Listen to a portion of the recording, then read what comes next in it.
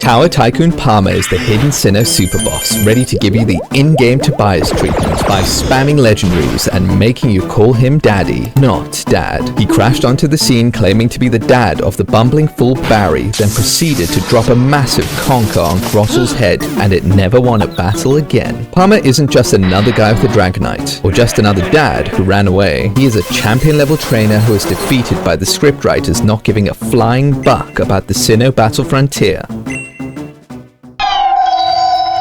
Palmer is the frontier brain of the Battle Tower in the Sinnoh region, a post-game boss most players don't meet unless they realize that Sinnoh actually has a battle frontier. Unlike gym leaders or Elite Four members, Palmer doesn't care about badges, titles, or league politics. The Battle Tower strips away story, friendship speeches, and plot armor. It's pure competition. He's in it for the love of the game. As a frontier brain, he is one of those characters in Pokemon who quietly holds terrifying levels of power while barely making a fuss about it. He's introduced as the Tower Tycoon, the leader of Sinnoh's Battle Tower, which, in Pokemon terms, means he's essentially the final boss of a facility designed specifically to test elite trainers. And somehow, this absolute unit is also Barry's father, which explains a lot. Although he's mostly calm and composed, he has his Barry moments, running around, bumping into people, and forgetting things. Palmer's name means pilgrim, hinting at a traveler or seasoned veteran, someone who has seen the world and therefore hosts a plethora of experience. And so he represents the elite tier beyond the league, the trainers who continue improving even after most people would consider their journey finished, which is what Ash should have done in Sinnoh. Too bad he forgot about the battle frontier. I don't know about you, but I was looking forward to it at the time, only for us to get Unova. He's also a reminder that Pokemon's world is bigger than the champion's throne. There are towers, facilities, and hidden masters scattered across the regions.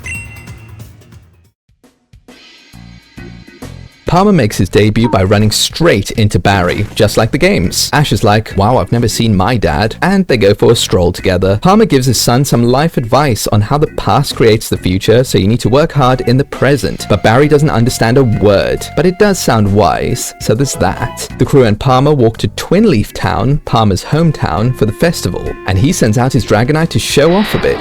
I'm so sick of seeing this fat dragon in the anime. He seems to be a local celebrity as everyone makes a circle around him doing some wacky poses. Ash is smiling at the show until he hears someone say Palmer was the top trainer of Twin Leaf Town, and he immediately pushes people out of the way to square up with Palmer and challenges him to a fist fight with Pokemon. Dawn pushes Ash out of the way to challenge Palmer, and Barry becomes his dad's hype man, revealing that he's a Sinnoh frontier brain and a battle with him is the reward for tomorrow's battle competition at the festival. While he's being hyped up, Palmer is just like, damn, I'm sexy. Ash is like, don't get it twisted, my guy. I dog walked the Hoenn battle frontier and I'll gladly make your daddy bark like a Growlithe. The next day during the festival, Palmer's too busy eating auxiliary snacks and completely forgets about the battle competition until he's called on the megaphone like a lost child in the supermarket. Of course, Ash won the competition and gets ready to face Palmer. The Tower Tycoon sends out Rhyperior, which is one of my favorite Pokemon, by the way, and Ash is doing some intense mathematical calculations as if this Pokemon doesn't have a billion weaknesses.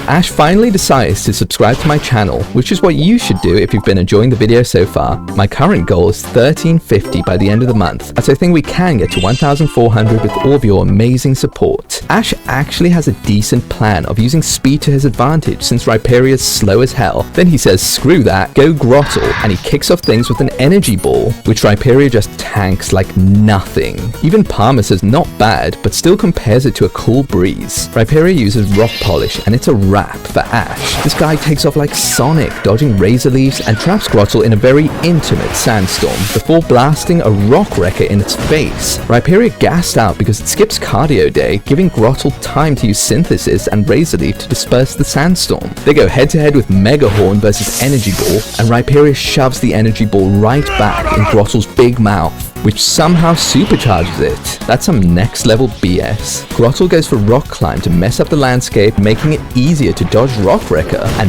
bashes into Rhyperior. Rhyperior is still recharging from that missed Rock Wrecker, so Grotle manages to outmuscle it. Apparently this is because it has a permanent energy ball applied to its attacks, such as Rock Climb. Palmer seems to only know one move, so he just drops a career-changing point-blank Rock Wrecker on Grotle's ugly dome piece, so hard that they had to cut his screen time for the rest of the series. Grotle goes down and it overperformed so badly that it never performed again. Palmer plays it cool, but we all know that was way too close for comfort. Before they part ways, he tells Ash to go to Sunyshore as he's able to give quite a shock to the gym leader. Get it?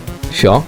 And Volkner is an electric. Anyway, that's it for Palmer in the main series. All that Tower Tycoon hype wasted like that. In the Arceus movie, he's seen once more battling Cynthia with his Milotic versus her Garchomp. The two seem evenly matched, and then it ends. This would have been one of the biggest battles in the series. How could they flop such a supposedly powerful character just like that? We deserved at least a glimpse of the outcome, like the scoreboard showing Cynthia winning 6-5 or something, or maybe even a later appearance after Ash gets smacked like a rookie in the league competition, and then goes to challenge the Battle Frontier? Why even mention its existence if we don't see it in the anime? At least the games and manga did Palmer some justice. Palmer is first seen in the Diamond, Pearl and Platinum post-game after you smoke Flint and Volkner in a double battle. He barges into Barry, sending him flying 2 in-game tiles, and it's clear that he did what all Pokemon dads do, run away from their families for a long time. Palmer introduces both of you to the Battle Frontier before dashing off. Him and Barry are the exact same person. He's the Frontier Brain of the Battle Tower, known as the Tower Tycoon, which sounds awesome. He's not just the Frontier Brain of the Battle Tower, he's also seen as the leader of the Frontier Brain, similar to how Brandon is in Pokemon Emerald. Anyway, getting through his tower, you need to face a mix of boring, seemingly pointless and BS trainers with a bunch of strange employees like this old Bonsly lady who gets you to take note of her skin tone and how firm and supple she is. Kinda hot, but kinda not. After being on a 21 win streak and narrowly avoiding a ton of one-hit KO moves along the way, Palmer comes out walking ridiculously slowly and challenges you to a good old manly Pokemon battle with the silver print at stake. His Pokemon movesets depend on the game you're playing, with Diamond and Pearl being different to Platinum. But honestly, the tower battles take long enough to get through. There's no need to make it longer by waiting for health bars to trickle down. So play Platinum. This is arguably one of the toughest battles in the game. He starts heavy with Dragonite, Dragon Claw, Dragon Dance, Aerial Ace, and Thunder Wave to make things that much worse. It has max attack, so even without Dragon Dance, it's going to do some serious damage. Thank God it doesn't have Earthquake though. His Rhyperior is what he's known for by anime watchers, so watch out for its heavy-hitting Earthquake and Rock Wrecker. Not sure why it has Roar though. You'll probably take it out in one hit, unless you're super unlucky and Focus Band activates.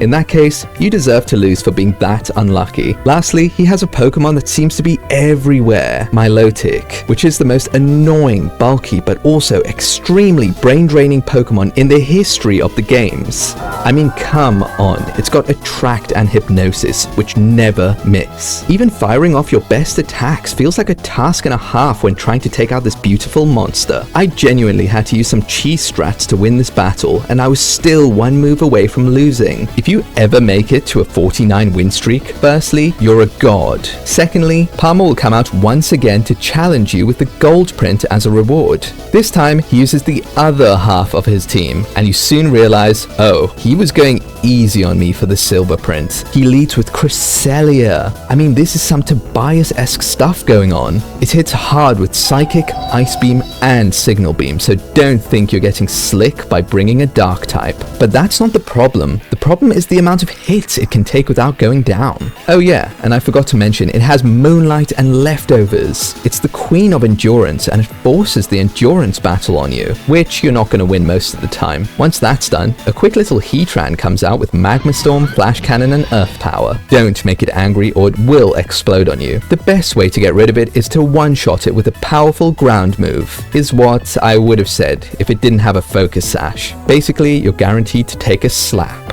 His final Pokemon is, wait for it, Giratina. Just kidding, it's probably the worst legendary ever, Regigigas, which has no chance against you with its slow start ability, which basically puts it in a wheelchair next to Slacking. Insane stats, but nothing to show for it. All things considered, the first two Pokemon were strong enough to make me barely scrape a win. But come on, how is an Empoleon living 2 super effective Earthquakes against this creator of the Regis, all-powerful continent Toa? Give me a break. When your only win condition is people getting distracted by the many ways to pronounce your name and misclicking, you're not a real legendary. I'll take the win though. Parma is also a master magician because he can be battled west of Olivine City in the Johto region in Heart Gold and Soul Silver, in Johto's Battle Frontier, which looks exactly like the Sinnoh Battle Frontier. This doesn't make any sense. Is he in two places at the same time? Or maybe he used HM Fly on the whole frontier? He's a bit more involved with world events in the manga, and he has a talent for catching bones.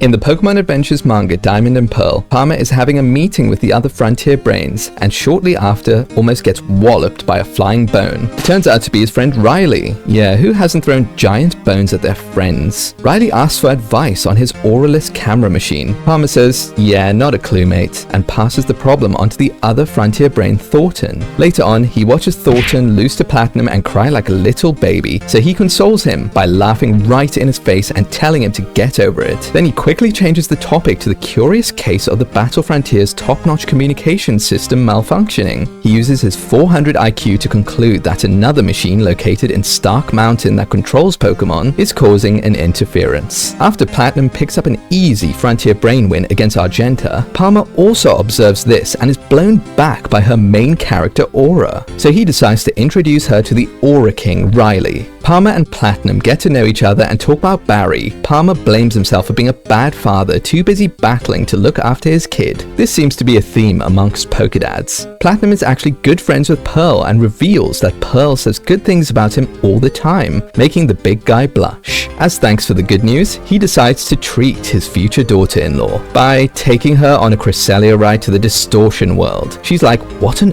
earth is this Pokemon? To which Parma states that he met it when visiting Full Moon Island during some nightmare apocalypse there. I wonder who could have been behind that. And Cresselia saved everyone and decided to join Parma's team. They make it to the Distortion World and the strange gravity causes them to get split up from the crew. They witness Volkner and Flint take on Giratina, and by take on, I mean get creamed by a single Dragon Breath. Then Darkrai comes out of nowhere and gut punches Parma straight to Pearl, where he's forced to do some parenting. They catch up and talk about how Pearl has met Parma's old friend Crash Awake, and that everyone's in the hospital because of Team Galactic. Parma says, please, call me Daddy, not Dad. Darkrai gets mad because he never had a daddy, so rudely interrupts and Parma is ready to throw down. He sends out Milotic and baits out the hypnosis, only to switch at the last minute into Cresselia, who falls asleep. But this Tower Tycoon came prepared and transferred the sleep status to Darkrai with Psycho Shift. And that's that. Parma admits that it was on site with Darkrai because Cresselia was instigating. Actually, it was just mad that Darkrai was handing out nightmares to everyone like free lollipops. Pearl's like, wow, you're good enough to be a gym leader. And Parma's like, please son, Daddy's the Tower Tycoon. Much to Pearl's amazement. It seems like nobody can catch a break as Giratina, who's being controlled, comes along to catch a quick fade with everything in sight. However, its odds aren't looking good as it's taking on Heatran, Dialga, Palkia, Regigigas, Cresselia, and so on. The good guys always win, so the bad guys get caught, and the power of Protagonist manages to take over a bunch of legendaries and free Giratina from mind control, and it returns to hell. Parma's like, well, that happened. Then he reminds Platinum to challenge him at the Battle Tower if she wants a shot at getting her last Battle Frontier print. All of this chaos made him miss family time, so he decided to leave them to operate the Battle Frontier in Johto. It's the same Battle Frontier as Sinnoh, so I don't have a clue how it moved. Anyway, over in Johto, he meets Cynthia, who could sense that he's not an ordinary trainer, based on his observational skills. Blushing, he introduces himself as a Frontier Brain, and she demands to see what's in his pocket. Be careful what you wish for, Cynthia, as Parma doesn't hesitate to whip it out.